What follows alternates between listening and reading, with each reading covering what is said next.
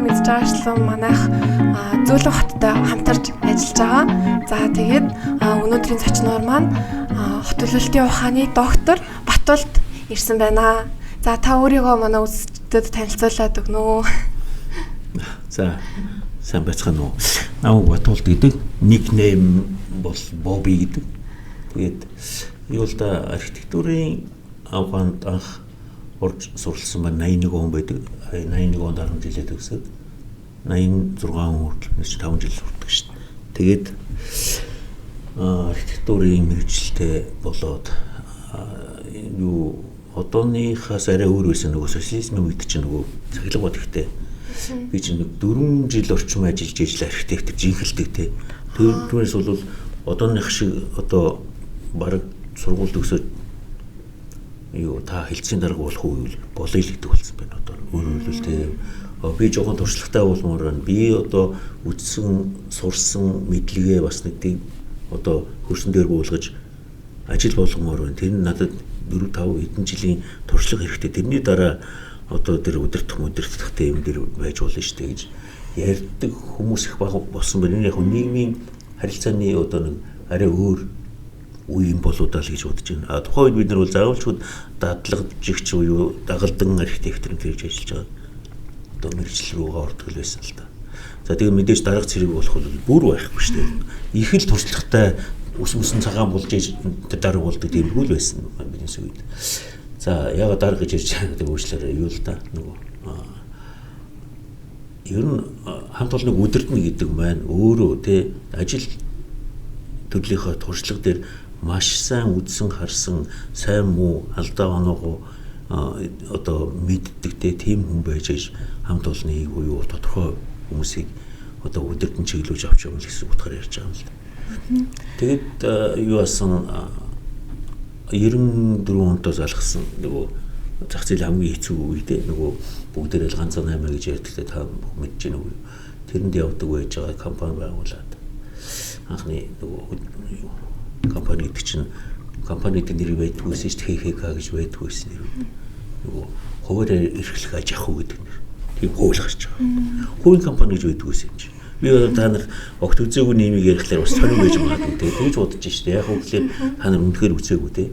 Тэгэхээр 89 онд би нөгөө архитекторын ажлыг өгөөд захиралтайгаа баг муудалцах шахуу болж яж гараад намайг илүү их ажиллуулах гэсэн л та. Тэгэхээр үгүй би ерөөсөө л хувийн компани одоо хувийн фирм гэж ярьдаг байсан нэр. Хувийн фирмийн захирал болно баян хүн болно гэл. Тэгээд нөгөө хоорой тэр чинь нөгөө компани хийх гэж байгаа юм чинь хоорой эрхлэх аж ахуй гэдэг тийм яг одоо юу гэдэг байгууллагын статус байдаг байсан. Тэрний дарга биш эзэн гэдэг нэртэй. Тэгээд үнэмшлэхээр тэр үед их нэр хүчээсэн Бүртчон гэдэг нэр. Бүртчон хуваарь эрхлэж авах хүн эзэн Батулд гэдэг нэртэй. Тэрэн дээр юу хийсэн гэхээр би дандаа дизайн, ойдлын тийм бүхлүүдэн том цех ажиллуулад ингээд юу бизнес хийдэг байсан. Тэгжээс 94 он хүртэл байж байгаад Америкийн UCLA явсан. Мэдээж одооных шиг нөгөө scholarship гэдэг ойлголт байдгүй байсан. Америк руу явсан хүн 94 онд баг 3-5 цөөхөн байсан. Тэгэл 94 онд өөрийнхөө зардлаар л явсан л да. Яг бизнес хийдэг байсан болооч тэр үү. Та юугаар явсан бэ? UCLA би хэлээр явсан. Хэлээр. Тэр чинь нөгөө бас нөгөө англи хэл мэддэг хүн бас 3-4 цөөхөн маш цөөхөн байсан шүү дээ. Нэг шиг англи хэлний ном л байдгүй байсан шүү дээ. Телевизээр нэг бол Орос, нэг бол Монгол телевиз гардаг те. Юу англи үгийг сонсох бол байхгүй. Нөгөө Walkman гэдэг нөгөө анхны Sony-гийн үедээ тэр ч эхлэх байсан ш 89 он гэж. 94 онд Америкт очиод Walkman гарчихсан байсан. Кассетаар нэг жоохон англи сонсдог те. Тиймэрхүү л байсан л та. Тэр үеэс л тэгэл юу дараа нь 95 он гардаг. 95 онд би урд нөгөө Америк явахаас өмнө Японы засгийн газрын зарласан нөгөө конкурс одоо шалгалтанд те нөгөө Японы боловсролын яамны шалгалт гэдэг жинхэнэ scholarship байхгүй дээ. Тэр шалгалтанд тэнцсэн байсан. Тэгээ 95 онд Японд очиж суралцаад Японы Хоккайдо их сургууль. Хоккайдо их сургууль тий. Хөтөлөлтөөр сурсан. Хоккайдо явдаг чи хийнэ дэвтэй шүү дээ. Би ч нөгөө ихтэйгээр урцсан байсан. 200 хэд үний би нэг 3 дээрээс 3 дахь байсан баха. Орцсон. Тэгэхээр эхний 10 хүнийг ингэдэм билээ. Японы элчин сайд их ингээд нөгөө та наруудаа бас нөгөө Япон сургууль төгссөн болохоор ойлгож байгаа болов гэж бодож байна. Нэг 2-3 хуудас А4-ийн цаасан дээр юу штэ нөгөө Waseda дайга гоо тэ Waseda-гийн их сургуулиас авахуулаад Kyoto, Tokyo-гийн сургууль хамгийн нэр хүнтэй сургуулиудыг яриалгаад тэгээ хойшоо нэр хүн багтаа нэр хүн штэ. За эндээс та дуртайгаа сонгосон баг. Тэгсэн чинь би нөгөө Японыг сайн мэдэхгүй юм чинь. За тэр чинь бас л Япон явж исэн маш зөвхөн байхгүй шахуу тий.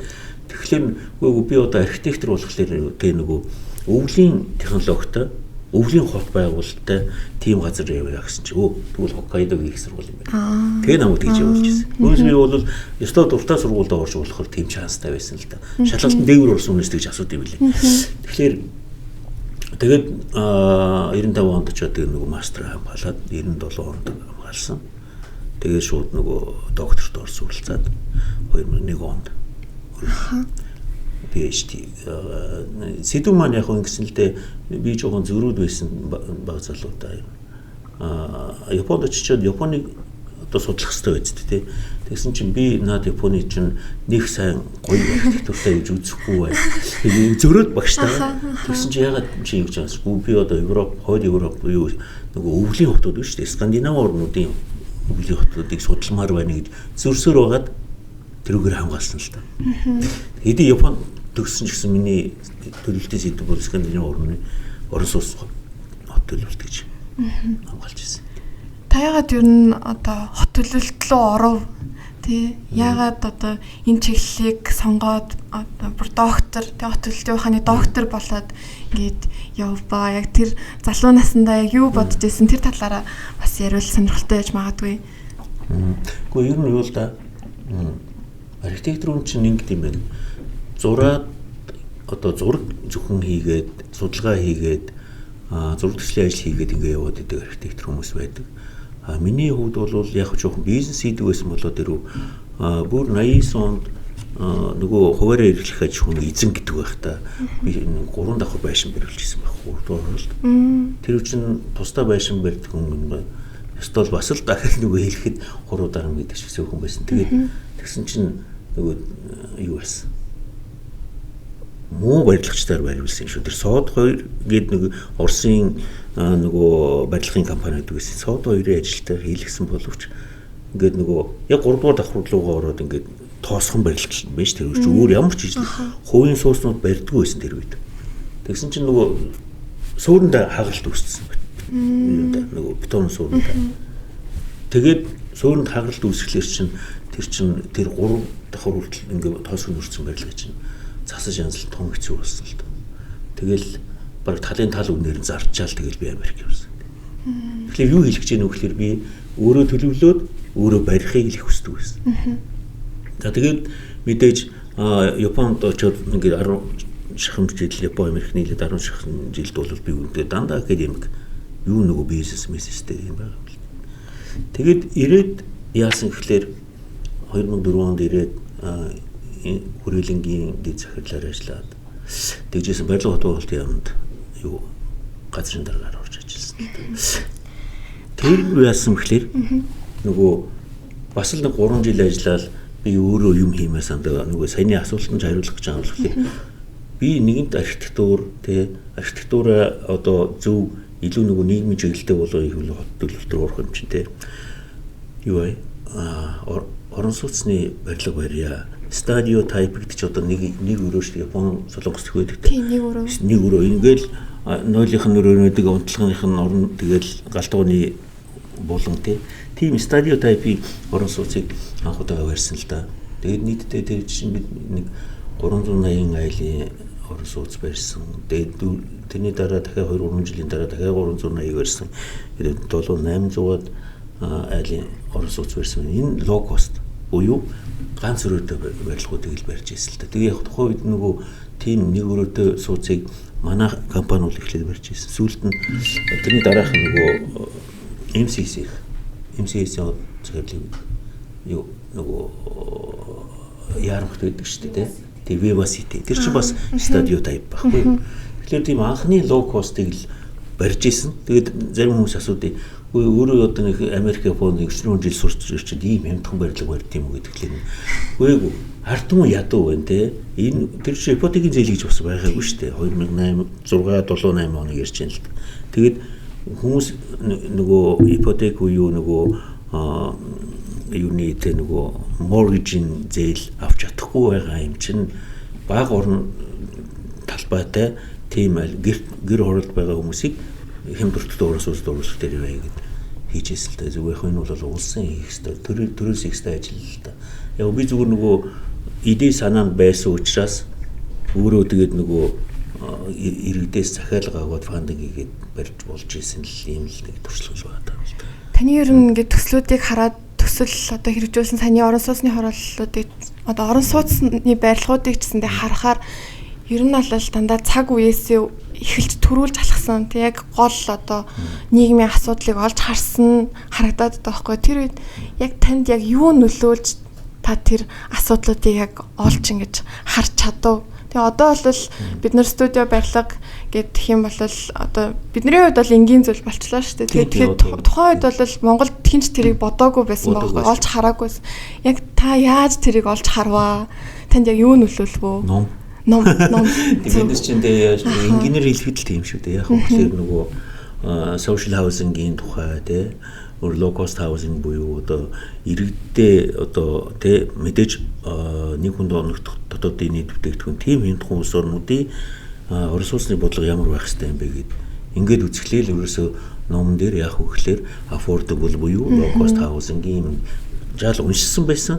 Тэргүй чинь монголч яагаад заавал ч 2 3 өрөөдтэй тэг хүмүүс чинь 2 3 өрөөдтэй орон сууцыг худалдаж авч чадахгүй шүү дээ. Мөнгө багтаа тий ажил орлого багтаа учраас тэгээд тэндээс л ихсэн л дээ. Ер нь энэ гэр хороол чинь тэр үед яг л одоо 4 он гэдэг чинь 2004 он гэдэг чинь юу л да гэр хороол яг одоо нөгөө sprawl urban sprawl шүү дээ тий. Urban sprawl хяналтгүйгээр ингэж тэлэлт явагдаж эхэлж ийсэн. Маш их гэр хороолтой болж байхгүй. Тэгээд Гэхдээ энэ хүмүүс чинь ажилгүй хүмүүс их байна. Ажилтаа байсан чинь ажлынх нь орлого багтаа байгаа юм чинь бага орлоготой affordable housing гэдэг юм чинь хэрэгтэй юм шүү. Тэгжээж гэр хорооллоо цөөлөх юм байх шүү гэдэг л санаа л да. Тэгээд би ганц компани юу чадахгүй хэдэн зуугаар л дууссан шүү. Тэгээд цаашаа энэ хэдэн зуун мянган айлын орон сууцны тухай ярьж шүү. Тэгэхээр одоо хүртэл бид нартэй low cost housing-ийн policy бодлогоо бас сайн хэрэгжүүлж чадахгүй л байна. Ер нь тэгэл энэ талын юмыг бол төрөөс илүү сайн бодож одоо policy бодлого боловсруулж явах хэрэгтэй гэж боддог юм да. Саяны яг ном гэсэнчлэн ер нь л оюутан залуус ном баг уншиж гин гэж ер нь багш нар ч хэлдэг те одоо том докторууд одоо таачсандаа бас тэгж бодож байгаа бах те. Тэгээд ном гэсэнтэй холбоотой одоо бид нар Зөөлөн хот хамтарч байгаа. Тэгээд таас Зөөлөн хотын фестивал дээр илтгэгч. Тэгээ ихтгэл тавина бас оюутан залуус зарласан уралдаан байгаа тий. Тэр уралдааны бас үндсэн шүүгчээр ажиллана гэсэн. Тэгэхээр миний яг мэдмээр байгаа зүйл нь та яг энэ Зөөлөн хот гэдэг номтой яг яаж танилцж ирсэн бэ? Юу л да чинь 24 за тийм бэ 24 он юм байна да. Нэг жилийн өмнө. Юу би Токио руу явдаг дээ мэдээж Японд өгсөн болохоор жилдээ нэг 10 удаач байна хамаагүй тэгэл явдаг. Тэгээд миний Токиод байна уу, Стамбулд байна уу, тэгээ Вашингтонд байна уу хамаагүй ямар ч газар очисон би заавалчгүй номын дэлгүүрээр ордог юм л да. Номын дэлгүүр заавалчгүй орно. Ямар сүүлийн мэдээлэл байна, ямар шинжлэх ухааны сүүлийн хандлага юу болж байна гэдэг. Тэгээд юу нөгөө Шинжгүүгийн нөгөө юу шүү дээ нөгөө том Цутая биш нөгөө Кинокуния тэр Кинокуния гэдэг том юунд ороод яг хотөлтийн хэсэг жоохон байдаг. Манай энэ хотөлтийн юм чинь аль ч улсын library номын санал их баг зай эзэлдэг шүү дээ. Тэгээд тэнд очиж үзчихсэн чинь Soft City гэдэг байна. Тэгээд уншсан чинь Дэвид Симиг тухай таньдаг байсан.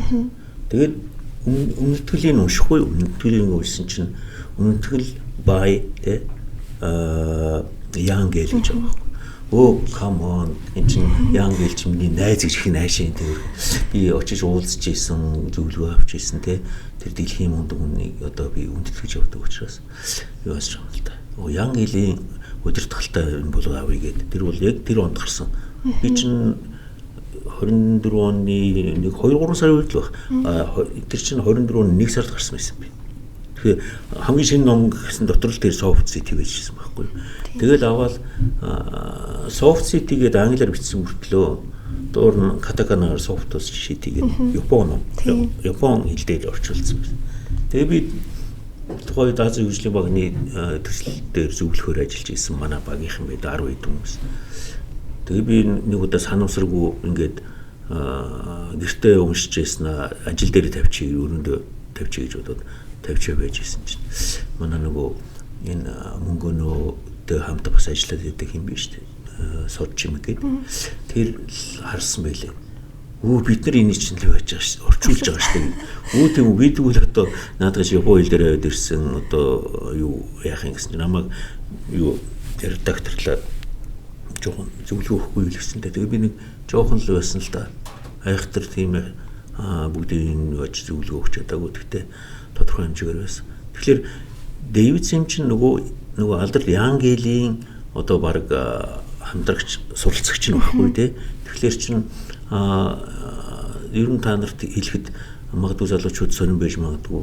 Би нэг 10 хэдэн жилийн өмнө нэг бизнес хийдэг байхдаа нэг Хонконгд болоо нэг телевизээр л зочид буудын телевизээр асаасан чинь нэг Хонконгийн нэг архитектор нөгөөх нь Тайваны архитектор хоёр одоо Аз архитектор хотел өрт суудсан.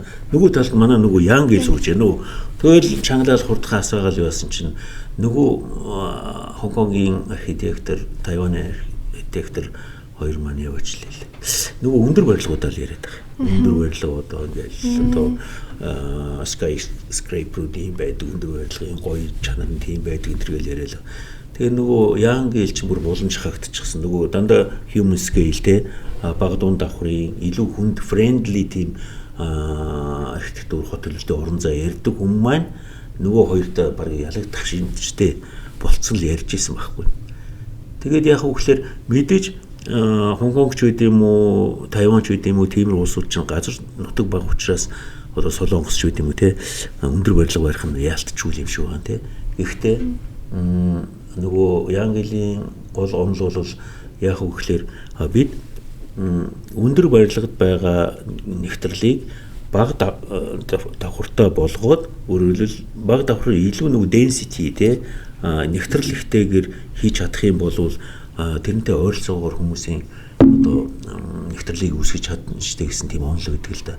Тэрнийг манер ярьж байсан тэгэл мэдээж би тэр Янгелийг анх танилцж уншсан нь болохоор бүр 1996 он баг. Би чинь мастрын 1-р курсэд тэр public space гэдэг номыг уншиж байсан Янгел. Тэгэл тэрээс л хойш байхгүй. Тэгээд одоо зөөлөн хот маань Дэвидсон буюу нөгөө Янгелийн одоо шав гэж хэлэхээр хүн байгаа юм л да. Тэг би бас яг Янгелийн баг үнж фэн гэж хэлж байна. Би бас яг Японд сая 2000 тэг яг 24 онд Японд явж агаад тэгээд номын дэлгүүр яг ороод тэгээд ном авах гэсэн чинь яг Янгелийн бичсэн Cities for People гэдэг ном тэгээд Soft City-г 2 ном байжсан. Тэгээд би ингээ бас мөнгө багтай. Тэгээд хоёулаа нэг 3-4 мянган йен байгаа шүү дээ. Архитектур хотелтын номнууд их үнэтэй байдаг шүү дээ. Тэгэл би бүр ингээ хоёулыг ингээ барьчаал ялыг нь авахгүй гэж бүр амар шаналал ингээ байжсэн. Надад хэлэхгүй гэж. Бид тэгээд байжсэн. За ганцлан өндөр хоёулынг нь авна. Тэгээд хоёулыг нь авсан. Тэгэл Cities for People-ийг би юу 15 онд Янгелийн оффист би багийнхантайгаа очиж байсан. Тэгээд өөртөө нуулзаад CDs for privilege би орчуулъя гэд гуйгаад тэгсэн чинь үгүй бололгүй байх вэ болно. Би зөвшөөрлөгч юм гэд. Тэгээ би 15 оноос хойш би нэг ийм л нэг цагаа зохицуулж чаддгүй юм л дээ. Баясгээл их сургуулиас бусад янз бүрийн сургуулиудаас та багшлаад өгөөч хэлдэг байхгүй. Тэгээ би дандаа нэг бол бизнес хийгээд нэг завгүй, нэг бол төрийн албанд ороод нэг завгүй ингээ яваад идэв. Тэгээд цагаа зохицуулж чаддгүй юм шүү. Түүнээс бол би олон жил багшилчгал байсан баг. Хэрвээ цагаа сайн зохицуулж чаддаг бол тэгэхээр юу хэлэх гээд байна вэ гэхээр юу нөгөө 15 онд Янгелд номын орчуулъя гэж худлаа хэлсэн би бол одоо хүртэл дуусгаагүй. Гэхдээ би одоо энэ сүүлийн хэдэн хоногоос орж ийн бүр за хүчтэй тавиад яваач. Дэвид Симиг ирэхэд би одоо орчуулаад дуусж байна гэдэг ч юм уу төгсөж байгаа гэдэг байдалтай уулзахгүй бол тэр хүндэт хүний өмнө одоо би зогсоход маш эвгүй байдалтай байна л да. Энэ тэгээд энэ CDs for people буюу хүмүүсийн төлөө хот гэдэг энэ ном маань эргээд зөвхөн тэр хот төлөвлөгч хүмүүс их биш шүү. Энэ бол айгүй нийгмийн маш өргөн хүрээтэй хүн одоо хүн төрлөختөн хот байгуулад хот гэдэг тийм суурин газартаа яаж амьдарч бай хамгийн одоо бие биенээ хүндэтгэж чаддаг хүнийхээ төлөө байдаг тийм зөв хотыг байгуулах гэдэг маань зөвхөн хот төлөвлөгч биш бүхий л нийгмийн салбарын инженерингийн салбарын одоо хүмүүст хамааралтай юм байна. Тэгэхээр их ач холбогдолтой ном болно гэж үзэж байгаа. Юу штэ нөгөө space between buildings гэж байгаа. Тэ public space гэж байгаа. Мундаг номнууд нь байгаа. Би тэрнийг орчуулъя гэж бодож байна. Яг үгээр бидний хот төлөвлөлтийн талаар сайн ойлголт байхгүй байгаа нэг шалтгаан нь монгол хэл дээр нэгч хот төлөвлөлтийн ном байхгүй гэж хэлэхэд энэ баг болно штэ. Та бүхэн сайн мэдж байгаа тийм. Монголоор хайсан гэсэндээ гарч ирдгүү тий одоо зөөлөн хотлыг байгуулахаас Янгелийг ч гэсэндээ мэдхгүй одоо зөндөө тий ном дээр ч бичдэг. Тэгээд миний тэр яг одоо энэ номыг уншаад тий Янгелийн номыг уншаад хаад нэг үг байт юм бүр ингэ сэтгэлд орцсон. Winston Churchill-ийн хэлсэн үг бидтэй яг нөгөө орчуулгын буруу хэлж магадгүй яг гол санаа нь бол бид нар хүн өөрийнхөө орчныг бүтээдэг дараа нь орчин бид нарыг бүтээдэг гэдэг тэр үг бүр ингэ амар яг юм зүр сэтгэлд орцсон тэгээ бүр гарахгүй байхгүй. Тэгээ бүр юм философик тийм утгатай бол тэгээд тийм болохоор хот төлөвлөлт барилгын салбар гэдэг чинь ер нь бол бидний яг амьдарч байгаа энэ орчинг бүрдүүлж байгаа гол хүмүүс нь болчиход байгаа байхгүй тий. Тэгээд амьдарч байгаа хүмүүс нь ч гэсэн тэрний нэг хэсэг болчиход байгаа. Тэгээд таны ажлууд ч гэсэндээ дандаа яг иргэд одоо яг тэнд амьдарч байгаа хүмүүс руу хандсан юм байд юм болоо гэж саяны Черчиллийн хэлсэн үгийг надад нэг юм сануулчлаа л да. Яасан би 99 онд нөгөө Скандинав орнуудын судалгаанд явж багштайгаа дэд профессортойгоо явсан. Тэгээд мэдээж юу штэ Осло, Копенгаген, Стокгольм, Хельсинки гээд бас Амстердам орсон байна. Тэгээд юу басан Хельсингид ороод би баг сургуулийн нэг тийм хичээл дээр нь орох тийм шанс гарсан юм л нөгөө Хельсингийн хотын захиргаанд ажилладаг хүн Япон хүн байж таарад манай багшийг үйлчилж байгаа байхгүй. Та одоо Хельсинки буюу Финляндийн Нордик орны те Нордик орны жишээг баг сургуульд энэ хотын талаар яаж заадаг юм бэ гэдэг. Тэгээд хотын амьдралын талаар ингээд нөгөө нэг бүлэг зузаан дотор нэг бүлэг байна. Тэгээд нэр дотор үзүүлж ийсэн саяны яг нөгөө өөрөө чинь Черчилл гэж хэлж байгаатай сануулах юм бол нэг хуудсан дээр би бүр аюу сайн санаж байна. Юу ингээд цонх монхон ингээд хагарчихсан, мод нь хугарчихсан гараар зурж байгаа байхгүй зурсан зураг. Тэгээд хог могтой юм удамжинд хоёр хүүхд зодтолж байгаа байхгүй тийм зураг. Тэгээд хажууд нь нөгөө цонх нь ингээд цэвэрхэн тэгээд мод нь урагчихсан цэвэрхэн биш нөгөө хоёр хүүхэд бөмбөг тоглож байгаа. Тэгэхээр хүн ямар орчинд өснө гэдэг маань магадгүй бие бинийгээ хүндэлдэггүй тийм одоо хүмүүжил муутай болж байна шүү дээ. Өөрөлдөх бохирдсан, доройтсон хотын орон зай маш дороотл дотор бол хүний сэтгхүү бол тэгж үүсв.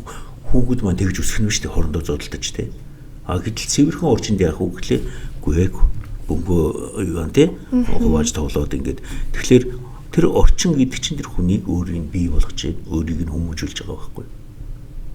Тэрийг бүр баг сургуулаас нь тэгээ заадаг гэсэн үг тий баг сургуулийн номон дээр баг сургуулийн ном дээр тэн дээр чинь тэгээд нөгөө улаан ногоон гэрлэр яаж гарах уу, машин хөдөлгөөнд яаж оролцох уу тий ингээд урд дур машины явган замаар байхдаа нөгөө гараа өргөж гардаг мардаг гэдгийг чинь бүгдээр баг байхад зааж байна. Тэгээд тэр чинь хотын одоо төлөвшсөн иргэн гарч ирэх нь шүү дээ тий багаас зааж өгч байгаа учраас. Бяс яг хотын иргэн гэсэнтэй холбоотойгоор жоохон сэдвээсээ хайлаа цаг авчиж магадгүй ч гэсэндээ ингээд гин тасамаар санагдчихлаа. Одоо ингээд ер нь бол Улаанбаатар хотын 2040 оны ерөнхий төлөвлөгөө нэг гол point одоо нэр томьёо үг нь иргэдийн оролцоотой хот гэсэн нэр томьёо гараад ирсэн маа шүү дээ. Тэр нэлээд одоо Монгол улс зөв чиглэл рүү явж байгаа юм шиг санагдаж байгаа байхгүй. Тэгмээд яг иргэдийн оролцоог ер нь та яаж харж байна? Тэгээ иргэдийн оролцоог Монголд одоо ихсэхийн тулд яг ямар хөө юм хийвэл одоо хэрэгтэй гэж бодож байна вэ? Одоо жишээл иргэдийн оролцоог ингүүд зүгээр нэг санал өгдөг зүйл бол биш шүү дээ, тий. Тийм та юу гэж бодож байна? Сонирхолтой санагдчихлаа. Иргэдийн оролцоо ингэсэн зөв миний мэдхийн шүү дээ. Тэр үнэн байх юм. Манай одоо энэ салбарын улсууд ч гэсэн юу зөвшөөрөл байх гэж бодож байна. 2004 онд за 5 онд юм байна. 2005 онд би Яманд байхдаа нөгөө Японы хот төлөвлөлтийг Монголын салбарт оруулъя гээд тухайн үеийн мастер төлөвлөгөө, ерөнхий төлөвлөгөөг JICA-гийн одоо удирдлагын Японы мэргэжлэнгүүд хийсэн шүү дээ. Тэрнийг зохион байгуулахад би өөрөө газар дарга байсан учраас Япончуудын хоноос JICA-гаар жаалгүйж гадаад явдлын ямар гүйж жагаад тэр буцалтын төсөлмжээр Японы анхудаага ерөнхий төлөвлөгөөний одоо ажил явагдсан байхгүй. Тэр нь яг үгээр урд нь 4 удаа манайх мастер төлөвлөгөө хийсэн байсан. Яг үгээр зөвлөлт холбоот улсын инженерүүд хот төлөвлөгч нар голж хийсэн байдаг. Монголчууд болохоор тэнд зүгээр одоо техник ч юм уу те их бага оролцоотой те. Тэгэхээр зөвлөлт холбоот улсын үед манай социализмын үеийн хотыг төлөвлөлт гэдэг чинь бид нар тэр чинь 2004 он гэдэг чинь зах зээлийн харилцаанд аль хэдийн орцсон байхгүй 14 жил болсон байна гэсэн үг шүү дээ 90 оноос хойш тий. Тэгтэл нөгөө хот нь зах зээлийн хот болж чадаагүй байдаг тий. Социалист маягийн идеологоор ерөнхий төлөвлөгөөгөө ингээ гаргацсан байна гэдэг чинь яг хөөхлөөр бид энэ идеолог буюу энэ хот төлөвлөлтийн философиг өөрчлөх ёстой юм байна. Тэр зах зээлийн орны сайн мэргэжилтэнгүүдээр хий гэдэг маань анх орж ирээд за тэгээд сая би юу хэлэхэд энэ өгөхлөөр иргэдийн оролцоо гэдэг тэр Японы мэргэжилтэнгүүд анх удаа хэлж ирсэн байна. Урд нь бид стандарт топ даун буюу доошо шууд төлөвлөлтөд өөрсдөө төлөвлөөл иргэд бол хамаагүй арайч тэгж хэлэхгүй тэгтэл ер нь иргэд оролцоо баг байхгүй шахах байсан байхгүй юу. Тэгээд өөрөлдвөл 2006 оноос тэр Японы мэргэжилтэнгүүд ирээд байхдаа ерөөсөө иргэдийн оролцоо гэдэг маш их ярьж эхэлсэн. Манайд иргэдийн оролцоог энийг дутагдaltaй таал болвол бас нэг юм байдаг. Нөгөө хот гэдэг газар те одоо дэд бүтцсэн тийм хотод амьдарч олон жил болсон те туршлагатай иргэд бол харьцангуй зөвхөн байдаг. За би нөгөө гэр оролд амьдардаг гэж юм те зарим аймаг сумын төвд амьдардаг хүмүүс маань хотын жинхэнэ амьдралыг бол тэр болгон одоо бусад нөгөө хотцсон улстай харьцуулахад тийм өндөр түвшинд мэдэж чаддгүй юм байл л да. Тэгэхээр тийм хүмүүсээс энэ хотыг яаж гоё болгох вэ, яаж төлөвлөх вэ гэдэг асуухлаар тэр болгон бас хариулж чаддаггүй тал байдаг. Энэ бол Монголын онцлог байхгүй юу? Манай нүүдэлчин соёлын маань онцлог. Тэгэхээр бид иргэдийн оролцоог тодорхой хэмжээний шалгууртайгаар тодорхой хэмжээний бодлоготойгоор иргэдийн оролцоог оруулж өгнө. Огт хотыг мэддэг хүмүүс байхгүй шүү дээ. Хотод олон жил одоо би чинь одоо 3 дахь үеийн Улаанбаатарын хүн шүү дээ. Манай аавын ээж энэ нөгөө одоо 40-50 мянган тэр амьд байсан Зүхбаатар цэргийн нөгөө улаан цэргийн цэргийн зурагтай авахсан байд шүү дээ. Тэгэхээр нийслэл хүрээнд хүмүүс байсан монголч. Тэгээд бас л нэг төр одоо нийт 40-50 мянган тэр хавьд төрсэн байдیں۔ Сүүлдээ явлаа баран болоо гэж янз бүр. Тэгээд аав маань Улаанбаатар эмээ маань би өөрөө ингээд 3 дахь их байхгүй. Тэгэхээр над шиг хүмүүс бас тийж цөөхөн биш байж л байгаа юм. Хүүхлийн нийслэлбэр чи бүгдээрээ хөдөөнөөс ороод ирсэн хүн биш шүү дээ. Тэгэхээр магадгүй ингэж нөгөө олон үеийн хотыг одоо миний хүүхдчил одоо 4 үеийн хотыг өгч идэм үү те. Гээд явах юм бол магадгүй энэ нөгөө хотын сайн муу дэндүүх сайн мэдэрч хүн болж өсөж ийн л гэсэн үг шүү дээ. Тий. Эдний харин хотын төлөвлөлт ялангуяа энэ хот байгуулалтын асуудалд оролцоо бол бас тийм гологдохоор биш нэлээд сайн байх болов гэж бодож байгаа. Одоо мэдээж 2-3 дахь үеийн ингээд залуучууд бол бүр улам л их болж байгаа. Өөрөлд хотын амьдралыг илүү сайн мэддэг тий. Мэдээж бид нар нөгөө нүүдэлчин мал аж ахуй нүүдлийн соёл гэдэг явах юм бол тэрэн дээр биднээс өчир дутагдaltaй юм биш үү одоо би бол одоо морь унах юм болоо очиждаг нэг тийм юм тий. Тэгэхээр мэдхгүй юм бол маш их байгаа. Хот гэдгийг бол яг бид нар өөрийнхөө мэржлийн хэмжээнд өөрийнхөө одоо нөгөө мэдрэмж юуныхаа хүмүүжлийнхаа хэмжээнд бол мэднэ. Тэгээ одоо сая орж ирэхдээ танаа энэ руу орж ирэхэд хичнээн барьер хичнээн цемент дээгүүр өсөрхийн гинжин дээгүүр ингэж гарахын те машин дайрчхаад бүх машинуудыг сүлжиж явна бүр зовж ирж штэ. Энэ ерөөсөө хүний төлөө бид нар байгуулж чадахгүй. Маш асуудалтай. Энэ эсрэг хэдүүлээ тэмцэх хэрэгтэй. Өнөөдрөөс маргаашнаас содэрч нэр үнэхээр юм бидтэй одоо та нар л хэлнэ. Та нар хэлнэ. Өгшчүүлээс би хэлнэ те. Гээгүй наадах хот гэж нэгдгүү маа. Наад орон зай гэж тэр хүүхдүүдийн тэр жоох хүүхдүүдийн төлөө тэр хөл гар муутай өгшчүүдийн төлөө та нар хийгээч. Дандаа өсөлтөг хараадаг уусууд байхгүй шүү дээ тийм. Байхгүй шүү дээ. Тэсээс өсөж хараагаал ороод ирлээ л дээ. Тийм тэгэхээр яг үгээр тэр нөгөө хүмүүсийн нөгөө barrier free universal design одоо юу гэдэг тэр талаас нь илүү боддог те. Илүү walkability буюу одоо бид нүс Янгел ярьж байгаа ч гэсэн walkability-г нэлээд одоо ярьж яваад юм Jeff Bezos биш Jeff Speck-ийн Walkable City гэдэг ном байгаа. Тэр энэ төр дээр чинь одоо бас л тал бүрээс нь яг үгээр нөгөө Америкийн нөгөө автомашины төлөө хот чинь Walkable City болгож чадаагүй учраас манай их шүүмжилдэг байхгүй. Тэгэхээр манайх машины төлөө хот болохгүй дээ. Автомашины орон зайн төлөө хотоо хийдэг болоод байна. Энэ энтрийгээ мэдээ зас залруулах ажлууд бол маш их байна. За. Наад ихтэй бас одоо Улаанбаатар мэдээж асуудлууд зөндөө байгаа тий. Одоо энэ асуудлууд их байгаа гэсэн нэг тийм хоцрогдоогоор санагдаад байна. Одоо бусад Япон ч гэсэндээ Америк ч гэсэн тий бас тийм одоо маш олон жил хотцсон ч гэсэндээ энэ зүйлсийг одоо хүн дээлтэй байх хэрэгтэй юм гэдэг бас тиймч одоо дээр үед мэдээгүй шүү дээ. Саяхан л одоо ингээ яригдчих эхэлж байгаа юмнууд шүү дээ тий. Тэгэхээр бас Монголд бол ирээдүй байгаа. Ирээдүй байгаа. Гэгэл одоо ерөөсөө тийм алдсан юм байхгүй санагдаад. Яг алдаа байгаа шүү дээ. Алдааг засахад төвччих оройтойгоо гэсэн үг. Тийм оройтойгоо. Алдааг засах боломж нь байгаа гэсэн үг байхгүй.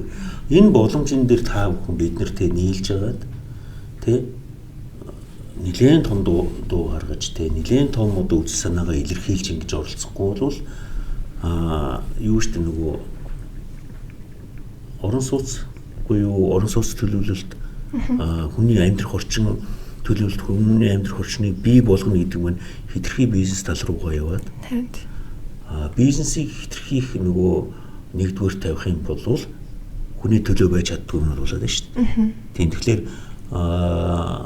энэ нөгөө яаж хүнийхээ төлөө хүндээ ээлтэй тийм хот байгуулалт хот юу суурин газруудын төлөвлөлтийг хийх вэ гэдгийг бол одоо бид нар их л дуурах ёстой юм шүү. Би их баг дуурдаг юм хийгээд идэхэд одоо би харамсаад байдаг шүү. Нэг үедэд нэг барилга дээр очиж барилгаж баяруулаад идэг, зам бариулаад идэг тэгэл ингээл өөрөө нэг юм уншаал яваад идэг. Гэтэ их баг дуурч ирсэн юм шиг санагддаг шүү. Энэ дуурахгүй бол нөгөө хүмүүс чинь хүн хэдий сайн жилхээс наашгүй гэдэг шиг те. Энэ нийгэмд одоо үдсэн харснаа ялангуяа зөв гэж итгэж байгаа юм дээрээ бол бид маш сайн дуурах хэрэгтэй. Та тэгвэл фестивалийн илтгэлийн талаар жоохон танилцуулаад хүмүүс бас тий сонс одоо сонсмоор болтлоноос танилцуулаад өгөл. Би одоо юу илтгэхээ одоо ч хүртэл мэдэхгүй байж байна. Гэтэ саяны их шиг дээ өөрөөр хэлбэл үгүй бид яаж өөрсдийнхөө төлөө хүнийгээ хүндэлдэг тийм хотыг байгуулах хэрэгтэй юм бэ? Тэрний тулд юу хэрэгтэй юм бэ? Тэ? Яах хэрэгтэй? Нэг, хоёрдугаарт би сүүлийн ер нь нэлээд эрдэнэсэлтэй нөгөө анх нөгөө хэмдвэртлээ орон сууц гэр хорооллын хашааг худалдаж аваад 4 айлын анхны би яжсэн юм тэр байхгүй 4 айлын хашааг худалдаж аваад дээр 84 айлын орон сууц барьж ирсэн байхгүй. 4 айлын 84 гэдэг чинь мундаг нэвтрүүлж байгаа биз дээ. Үгүй дэд үтс чинь тийм одоо өндөр үнэтэй өөрсдөө бид нар татж байгаа юм чинь. Гэхдээ тэр 84 айл чи хэдэн давхар гэж 4 хүн давхар. Би ерөөсөө тийм өндөр барилга бариулдаг үл дээ. Тэгэхээр тэгж болж байгаа юм чи яах вэ гэхээр бид нөгөө магадгүй энэ гэр хороолол барилгацсан хэсэг гэдэг энэ хоёр өөр ертөнцийг бий болгоод байгаа гэдэг би маш их шүүмж тавьдаг. Тэнд хараа ямар ч дэд үтс байхгүй, зам байхгүй. За нэг яалчгүй цахилгаан л утсан юм шиг байна тий. Тэгээд тэр газар хүмүүс өсөж торнож ин тэнд Монгол жоохон хүүхэд магадгүй 60 эдэн нас 70 эдэн нас хүртэл тэнд байнгын амьдрна. Урд социализмын үеэс гэр оролд амьдарч байсан хүмүүс одоо хүртэл амьдарч байгаа шүү дээ. Тэгэхээр яах вэ гэхээр тэр хүмүүсийг адилхан монгол хүмүүсийг хитрхи тийм нөгөө ялгаатай болгож байгаа Улаанбаатар хот гэдэг бол энэ бол гамшиг юм шүү. Яг л тэр нөгөө ямар ч дэд үтсгүй ямар ч одоо дулаан нөгөө тав тухтай биш тийм гэр хороололд талаас илүү хүмүүс нь амьдраад тал хөрөхгүй хүмүүс нь орон сууцнд амьдраад байгаа бай тээ. Тэгэхээр энийг л одоо ярих бах тий гэр хороолд байгаа хүмүүсийн амьдралын чанарыг яаж сайжруулах юм бэ? Дэд үтс гэж яриад байх юм. Дэд үтс нь одоо энэ шинжлэх ухаан хөгжсөн, технологи суурилсан, смарт технологи суурилсан гэл ингээ яриад байгаа. Энэ үед бид нартэй хүмүүсийн наад захын хэрэгцээний дэд үтсийг зам харгуй тий нугуун байгууламжийг шийдэж чадахгүй гэдэг бол энэ бол үнэхээр харамсалтай. Тэгвэл энийг л би нийлүүлээл ярина байх гэж бодож байна. Тэгэхээр Зөөлөн хотын маань фестивал 4 сарын 19-нд болохоор байгаа.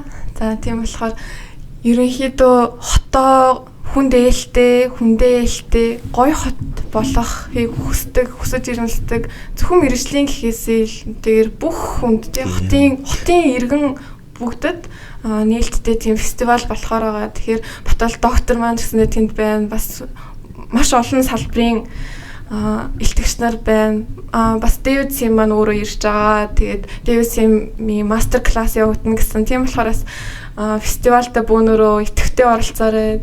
Тэгээд оюутан залуусын маань уралдаан ч гэсэндээ одоо энэ Зөөлөн хот номын агуулгын хүрээнд тэгээ бид бүгдийг хийж чадах. Тэгээд тийм хэцүү биш. Одоо хийж чадах амархан тийм шийдлүүдийг сонирхолтой шийдлүүдийг гаргах бас тийм тэмцээн байгаа. Тэр нь ч гэсэндээ манай үзэгчид идэвхтэй оролцоосоо гэж хүсэж байна.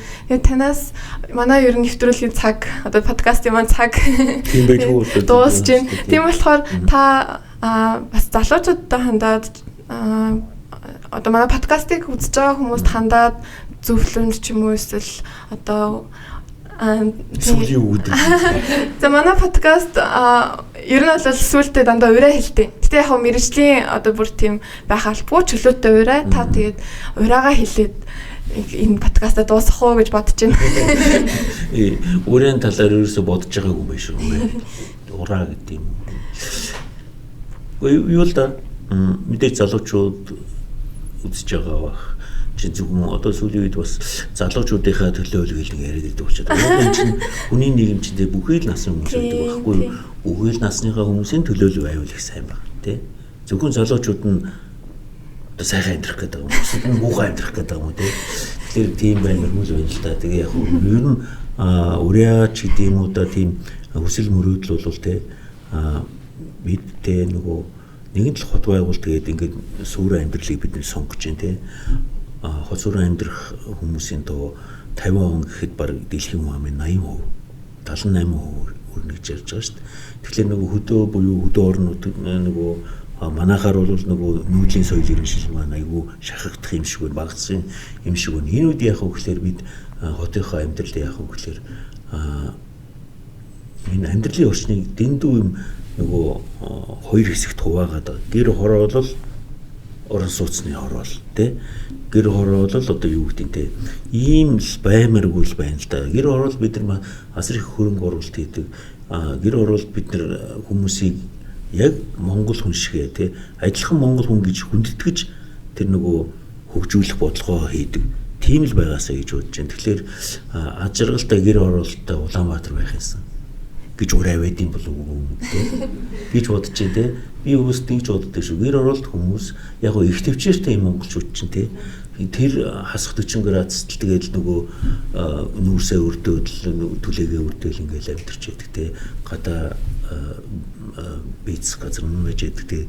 Тэгэхээр юу л да энийг нөгөө хүмүүст илүү тав тухтай Улаанбаатар хот байна уу бус манай том хотууд байна уу аймгийн дүүдэд амьдарч байгаа хүмүүс маань гэр оролт амьдарч байгаа хэрн одоо технологи суурилсан зөв тав тухтай амьдралын орчныг бий болгосоо бий болгоход нь бид одоо туслая гэж байгаа. Одоо Сэлбэд төв Баян хөшөөд төв дээр би бас нөгөө Азийн хөгжлийн банкны төсөлтөд зөвлөхөөр ажиллаад зөндөө төлөвлөлт хийлээ. Бодд суугаад инженерийн шийдэл гаргаад ингээд байх тусам янз бүрийн аргууд байж болж байна. Энд болохоор нөгөө төрөөс анхаарч байх тий хөрөнгө оруулалтын бодлого нь арай өөрчлөгдөж явах хэрэгтэй болов уу гэж бодож байна. Нөгөө манай энэ 20 минутын хувьд үндэсний хорооны маань бас нэг гол зорилго бол би хэлээл байгаа юм маань яг үгээр гэр хорооллыг илүү тав тухтай хот төлөлтийг хэрэгжүүлье. Гэр хороололд хот төлөлтийг хийхгүй байна гэж яриад байгаа. Биднес хот төлөлтийг нөгөө барилгацсан дэд үсттэй газар л хийгээд шүү дээ. Гэр хороолд яг хот төлөлтийг оруулж болдгүй юм бэ? Хот төлөлтийг оруулна гэдэг чинь нөгөө ногоон парк цэцэрлэг төрөлнтэй нөгөө зам нь гоё нөгөө дэд үст нь орчихсон те гэрэлтэй гигээтэй байх нь шүү дээ те. Зөв. Тэгэхээр аж аргалтай гэр хороолтой болохын төлөө хот төлөвлөдөг хүмүүс маань төлөвлөгчид маань те түрүүний хэлдгээр нийгмийн бүхий салбарын хүмүүсүүд хамтран ажиллахыг уриалж байна. Одоо уриалъя гэсэн шүү дээ. За баярлалаа. За өнөөдөр манай подкастт ирж оролцсон, урилгын маань хүлээж авсан танд үнэхээр баярлалаа. За тэгээд энэ удаагийн хандварыг ингээд дуусгая. За баяртай. Cheers. Баярлалаа.